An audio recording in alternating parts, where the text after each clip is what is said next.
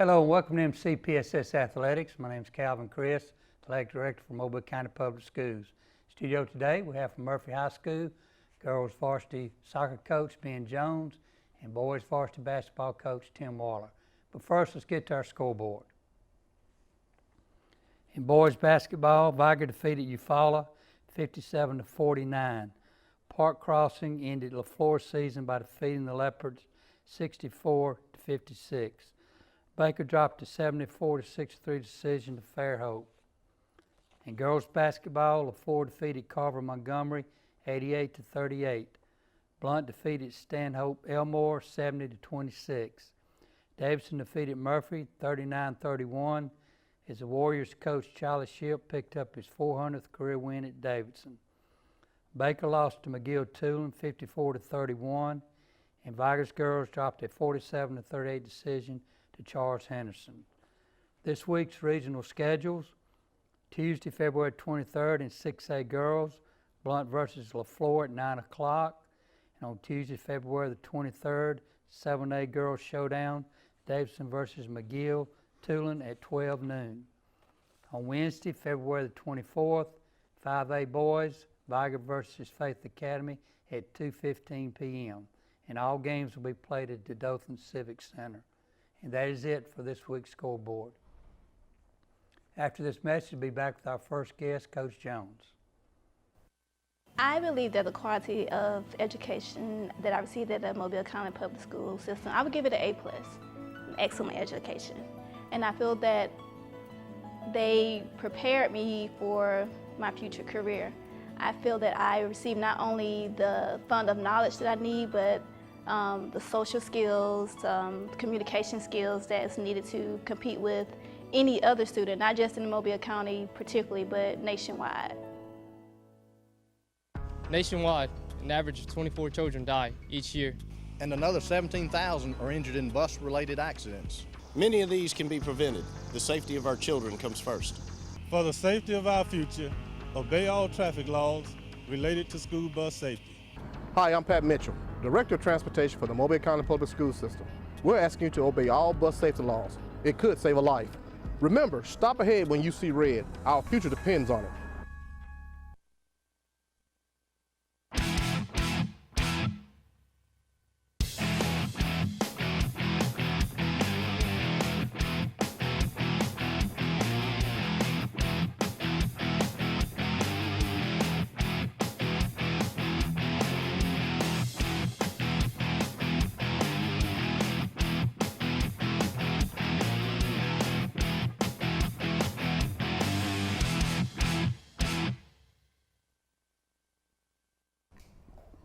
Welcome back to our first session. We have Coach Ben Jones, the girls soccer coach at Murphy High School. Coach, appreciate you coming by. Thank you very much for having me. Coach, tell us a little bit about your career up to this point. You're relatively a new coach, but tell us about the years you've been in the business. Yeah. I started out teaching at Murphy. I think this is my 11th year, so 11 years ago. And I wanted to get into athletics, but I didn't really know, anyone at the school. So I volunteered and coached track for free for the first year, just to kind of get my foot in the door. And that's whenever I had Coach W.C. Johnson, used to be at Murphy, and he introduced me to Coach Lee, and I started getting in with the freshman football program while still, coaching track.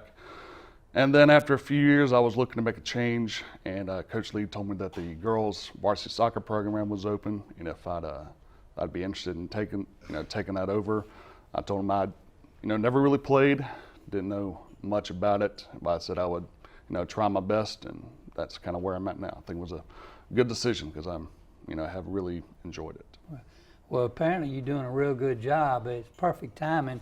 You're coming off a City's Trophy here. You just won the Bryant Hurricane tournament. Tell us a little bit about the tournament this past week. The Kane Cup Classic, we've been playing in that since I've been at Murphy, and this is the second time that we've won it.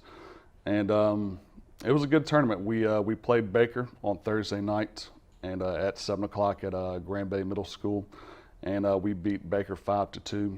And then we had a short break on Friday, and then we came back and played 3 games on Saturday. So we played Theodore High School in the morning at 8 o'clock at Bryant, and we won that game 6-0, and then we played Central that afternoon at 3:30 at Grand Bay Middle School, and we won that game 7-0, and then we came back to play Bryant in the championship that night at Bryant at 7 o'clock, and we came out 1-0 with a victory in that one. So it was a good tournament. Coach, I didn't realize y'all played 3 games Saturday. How do you play 3 soccer games? Because as you know, soccer is just constant running up and down the field, so your kids must be in pretty good shape. We started, yes they are, we started doing off-season conditioning back in, before we got out for Christmas break. So pretty much right after, right after Thanksgiving we had tryouts, and we've been conditioning since then. And it was an extreme challenge for them. They had to, I'd played as many, substitutions and people like that as I could, but they really gutted it out. So I was really proud of them, and it was a good victory. Coach, was this your first games, the tournament here, or had you played before? We played in the Southern Shootout, and we came out in that one 2-2. We lost to St. Paul's 3-0 and Benjamin Russell 1-0, and then we beat Sylacauga and we beat Sylacauga and Stanhope Elmore. And I couldn't tell you the scores right off the top of my head. I believe it was 2-1 in each one.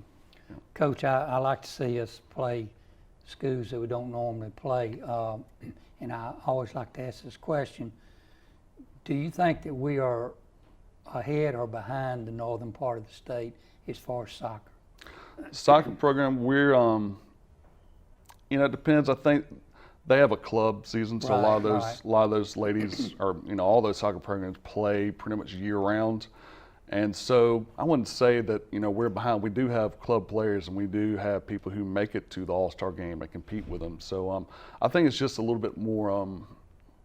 They're a little bit more exposed to it up there. Some of the people I have on my team, this might be their first or second year playing, and the other, a little bit more, talented players have had just a little bit more time. They started playing at 4 or 5 years old, and they've been playing it the whole time. But I think it's just the kids are a little bit more exposed. It's a little bit of a bigger sport in the north than it is here.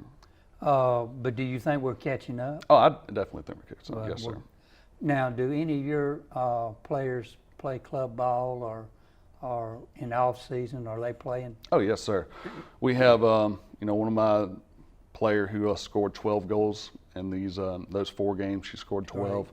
Was Rebecca Mulholland, and she's been playing club for a long time. And she's got a couple of colleges looking at her, but I believe she's going to be taking an academic scholarship and going to University of Colorado, I believe. Emma Bearden does ODP training, so Olympic development training, and she's going to be, excuse me, she's made first team All-State this past year. And, Emily Wickman is another person. She's a senior this year. She's signed a scholarship to go play college soccer at University of Alabama, Huntsville. So yeah, we definitely have players on our team that play club, and there are a lot of players, in Mobile who do. So it is, we do have a talented, with very talented teams down here. Now, is your team a senior-laden team, or you got a mixture, or? We've got a good mixture this year. 2 years ago, we had 10 seniors on the team, and so we lost a lot. So last year was kind of a rebuilding year, but then we only lost 1 senior last year. So we have a really good group coming back. It's a fair mix. I think we're going to lose some of our talented people in offense, like Rebecca Mulholland. She's a senior, and Mara Arsenal has made it to the All-State team, and so has Emily Wickman. So we'll be losing those key players, but we have a good group coming back. So sad to see them go, but I'm not concerned for the future. We'll keep going. Right. Well, that's good that you've got a crop coming up. Now, talk a little bit about you have a JV team also? Yes. Okay. Our JV team has played 1 game thus far, and I believe they lost to Bryant. I think it was 6-1. And so a lot of these girls, it is their first year playing, and our new JV coach, Coach Moody, is doing a really good job. He came over from Viger, and he's coaching JV for us now and helping out on varsity a great deal. So we are developing some younger players. And that's good that you got somebody. 'Cause soccer coaches are hard to find. They are. They really are. So it's good that you got somebody. Okay, Coach, if you'll stay right there, we'll be back in the last segment. After this message, we'll be back with Coach Waller. The Mobile County Public Schools Signature Academies program offers a variety of specialized curriculum for highly interested and motivated students. These academies provide students with choices ranging from aviation to healthcare, advanced information technology to international studies, from engineering to coastal studies. These high-quality hands-on programs prepare students for careers readily available in Mobile County. Signature Academies program. It starts with us. Hi, I'm Martha Peak, Superintendent of Mobile County Public Schools. And I'm Kay Ivey, your Lieutenant Governor. We want to remind you to use caution while operating motor vehicles in school zones. And remember to observe all traffic laws relating to school bus safety and stop ahead when you see red. Protecting and keeping our children safe, it starts with us. Hi, I'm Pat Mitchell, Transportation Director for the Mobile County Public School System. Remember, stop ahead when you see red.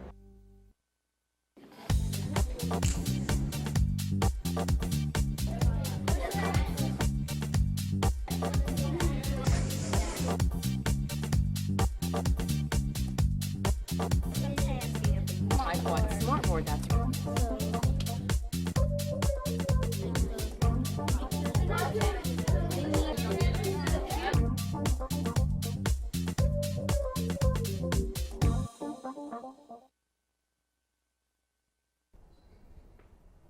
Welcome back. This segment, we've got the boys varsity basketball coach at Murphy High School, Coach Tim Waller. Coach, appreciate you coming by. I appreciate the opportunity.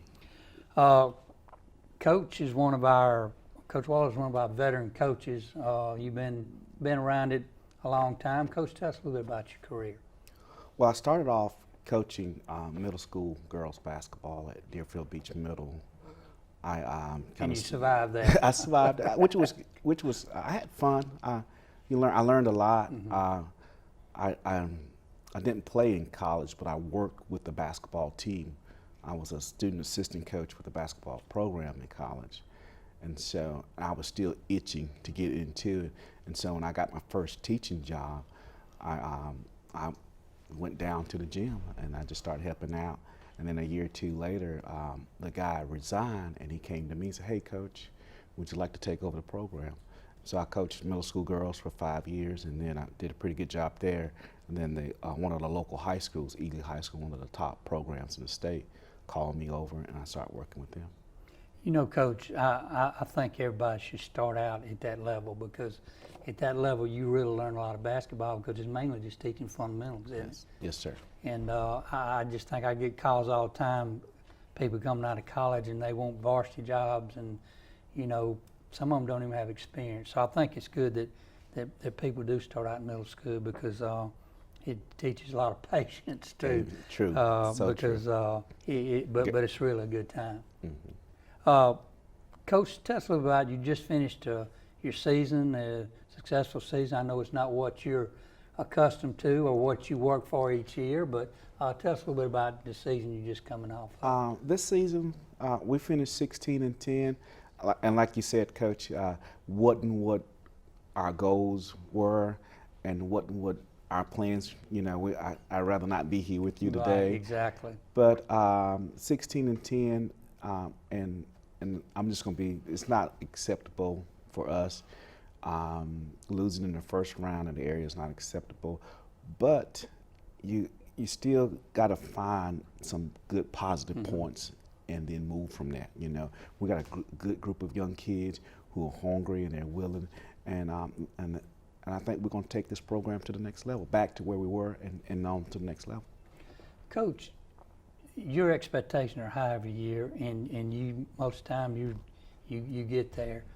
How do you keep those expectations up? A lot of times you get a winning program and kids come in the program, they just take for granted, you know, we're going to the Final Four. How do you keep those expectations up every year? Because I know it's hard with new groups. It is hard, and it's funny you asked me that. I said, Coach, come ask me that question. But even at Satsuma, I believe that we could go to state. And the key is that belief got to be within you. That passion got to be in with you. And then if you have that passion and you have that belief, it'll spill over into the kids.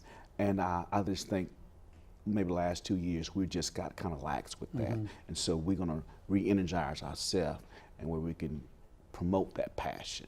back, and then that fill over into the kids, and then we'll have the expected outcome that we need. But Coach, there was some good basketball in our area this year, wasn't there? Some real good teams. Yeah, I think Mobile have some of the better coaches in the state, especially with the limited resources that we have and the limited time that you have with the kids. These guys that we have here in Mobile, they do an excellent job.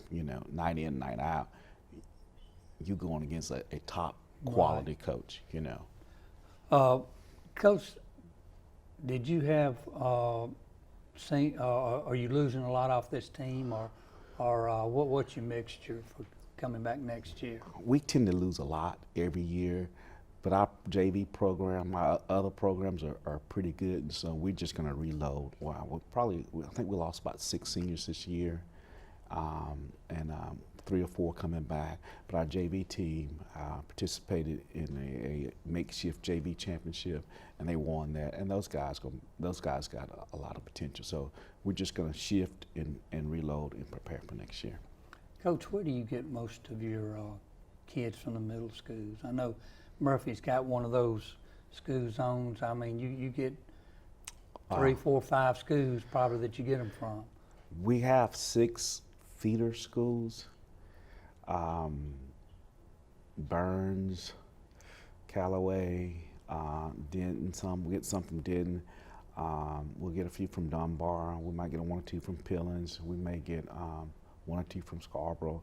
So it's a mixture, and it could be a blessing, can be a curse at the same time. But we just appreciate the talent that we get. Right, we just try to make them all what we have. Who were some of your top players this year?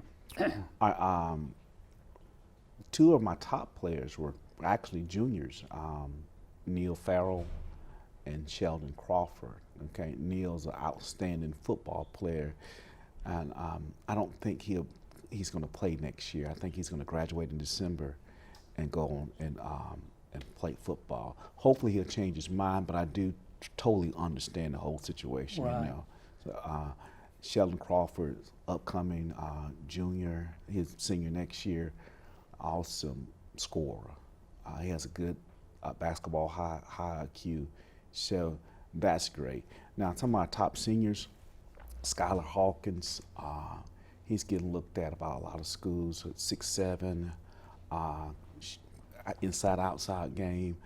This weekend he went to Austin Peay for a visit. Wow. So every night I'm getting a call from a coach about him.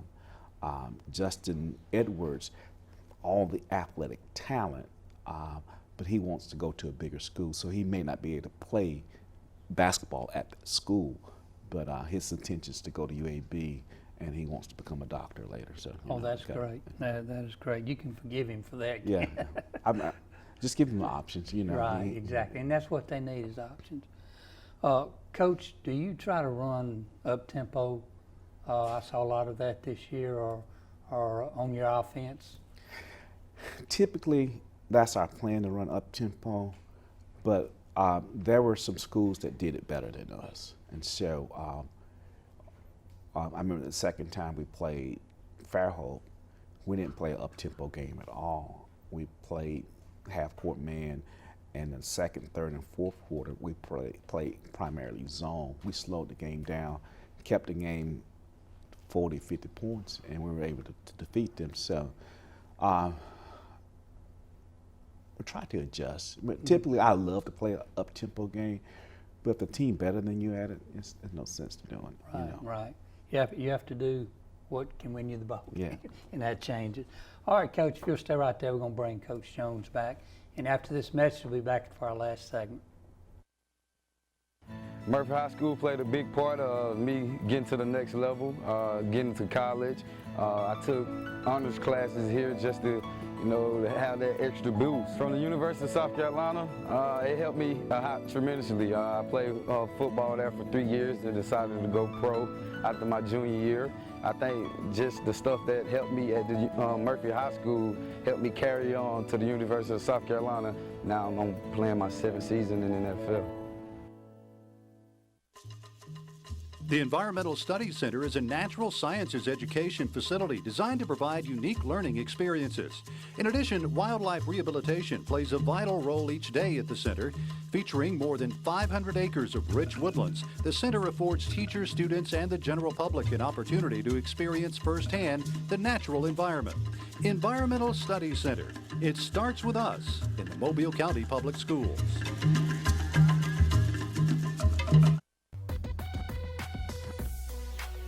Mobile County Public Schools has equipped its students to achieve more than $96 million in college scholarships. These work-ready certificates include dual enrollment college credit, construction, certified nursing assistant, Microsoft Office specialist, welding, and the list goes on. Striving to graduate students to be college and career ready. Higher learning, growth, and development. It starts with us. Welcome back for our last segment. We brought in Coach Jones, and we've got Coach Waller here. Coach Jones, tell us a little bit about your off-season program, what you do in off-season. Okay. Well, you typically will, we get to have time over the summer, and usually that deals just like a lot of simple drills as far as, touch work, passing, dribbling, volleys, those type things. And then once we have tryouts, we'll go into our real, conditioning program. And that's, as you imagine, a lot of running. We try to do about, between different drills here, they're about 6 miles at least a week whenever you're starting out. And then we'll do plyometric exercises and anything that really just, a lot of agility drills. And so it's mostly endurance and agility drills, sprint workouts, just, anything you can imagine, because soccer is a lot of starting and stopping, going back and forth for, 80 minutes. So, Coach Wall asked you the same question. I believe you said y'all were starting today. We start today. We'll get max lifts today, just to set our program. Most of our kids have to play AAU. I like AAU, and I kind of hate it too. I like the exposure that it would give a kid. I just don't like they may not practice enough for me. They may practice once a week or at 2 at the most. And so, and the kids that you get from AAU programs have a mindset, well, we really don't have to practice. I can go to Georgia for the weekend and play 3 games, 4 games. But, we'll start lifting this week, running, and do what we can do within the rules, Coach, people don't realize this AAU ball, if you're a real good player, you can be playing in Atlanta this week and somewhere else next week. So it's really a traveling experience for them, isn't it? Yes, it is, and I just think if the kid's really that good, yes, but if the kid's marginal, just sell them pipe dream. He'd be better off going to get some skill development and work like that. But I think the AAU people are pushing it. This is where they're going to get exposed. Yeah. Now, I'm sure you've probably been to. Do college coaches come to these AAU tournaments? I mean, yes, because it's they travel far, because they can see instead of 2 or 3 kids, they can see 1,000 kids in one weekend. So it's very it's beneficial for them. So some of the local college coaches here, they may be coaching AAU team to kill 2 birds with 1 stone. So they coach in a group, and then they travel with that group, and so they see their group, and boom, and they travel and stuff. But Coach, when you get 4 or 5 real star players on a team, does it wind up being just up and down the court, or is there anything organized with plays? Because if they're not practicing, I mean, that's the downfall of that's what I'm AAU. But that college coach has an eye. He knows what he's looking for, what size kid, what kid can play in this program. I mean, most of them have been doing it most of their lives, and so they just have an idea, and so they can kind of say, hey, this kid can play in my program, this kid can't play in my program. So I mean, I've been around Coach Nile, and he look, boom, boom, boom, and he'll tell you immediately, man, that kid can't play for us, or that kid can't play for us, Coach Jones, 10, 15 years ago, weight room wasn't a big thing. Are your kids involved in the weight room any at all for soccer? It's hard to get them there throughout the day just with a scheduling issue with other sports. Days where we don't have, the soccer season. Most times, once you're in the season, you're playing several games. I usually do try to get them in the weight room over the summer or any time to the pre-stuff. So, but usually we have one girls' weight room. So we have the other sports are in season and using it sometimes, like volleyball, basketball, things like that. And so a lot of the stuff that I will do with them are just like kind of body weight lifts, as far as I'll do a lot of plyometrics and things like that, as far as try to get them in shape and prepared for the season. So a lot of injury prevention, body squats, box jumps, those type of things. Coach, I imagine a lot of that at the beginning though is how to do it correctly. Yes. Especially with females, isn't it? I mean, it can be, you could hurt yourself real easy if you didn't know the correct way to do it. So I'm sure a lot of that goes into your weightlifting. Coach Waller, you mentioned y'all was maxing how involved in the weights. Basketball has come so physical, you just about have to do it, don't you? Yes, the teams that we took to the Final Four, we were able to lift the whole year. And these teams that we had the last couple of years, we hadn't, because of the facilities, we hadn't been able to live throughout the whole year. And we get prepared for a season. At the beginning of the season, we're there, but as the season wears on, you see the fall off. I would like to get back to where we lifting year round, because it's a tremendous advantage. We went over to Dothan one year, and then we had Kevin May, Tevin McKenzie, and these guys played both sports, Greg Jones, and so they were just pushing kids around because they were just so much, the physicality of the game they were just off the charts with it, Coach Jones, you mentioned your JV coach. Have you got anybody else helping you? Yes, I have a volunteer coach, Jordan Graham. She's been helping me for since I've been doing it 4 years ago. And she was Murphy's all-time leading scorer as far as soccer goes. I don't know if you ever heard her. Before she was married, it was Jordan McWhorter. And she was a really talented player in her day, and she's a great coach, a good person. She helps me out a lot. So she's really taught me a lot, especially whenever we first started. Now we collaborate well together. So it's been a good relationship. That's real good. Coach Waller, I know you've got a good staff with you. You want to mention them? Yeah, we have Coach July.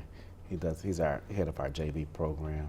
He does an excellent job with the kids. He's been in it a while too. Yeah, and he's just such a good role model. And then we have Coach Tony Black, who's a volunteer, and we're related through marriage, but he's another great guy, great role model, and has a lot of high energy, So. Coach, talk a little bit about your area real quick here. We've got a couple minutes, or 1 minute. We have a very tough area, and our area is McGill, Tulane. They usually go to the Final Four, make a deep run into the playoffs every year. And we also have Fairhope, there's another talented team, and Foley. So it's us, McGill, and the Across the Bay team. So we have a very challenging area. That's all, just about call them soccer schools. They're all real good and they compete. So that's good. Listen, I appreciate y'all coming by today. Coach Jones, continued success. Coach Waller, you do a wonderful job. Great role model for our kids, and I appreciate y'all coming by. Thank you, Coach. And we thank you for watching, and we'll see you next week.